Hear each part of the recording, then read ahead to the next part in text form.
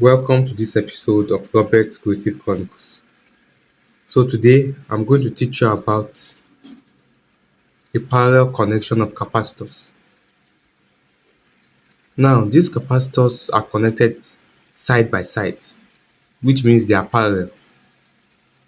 Now when capacitors are connected in parallel, the voltage across all of them is the same, but the current flowing through each of them is different. Hence I1, I2, I3 up to In. When the current comes here at this node, this point, this junction, it divides. A portion will enter the first capacitor, another portion will enter the second one, the third one, until it enters all of them.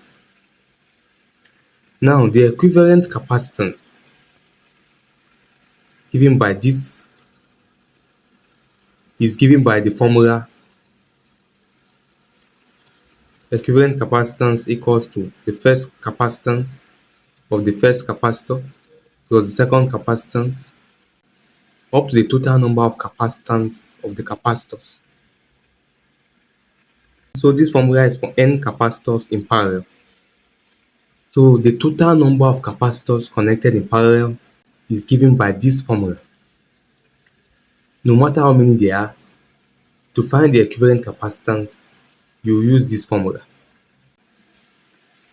So the equivalent capacitance of all the capacitors connected in parallel is given by the sum of all the capacitance of all the capacitors connected in parallel.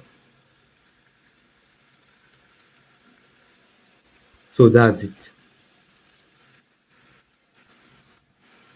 I hope you understood this episode.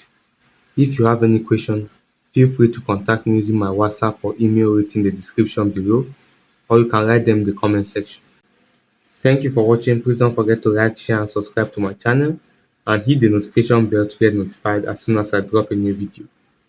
Thanks.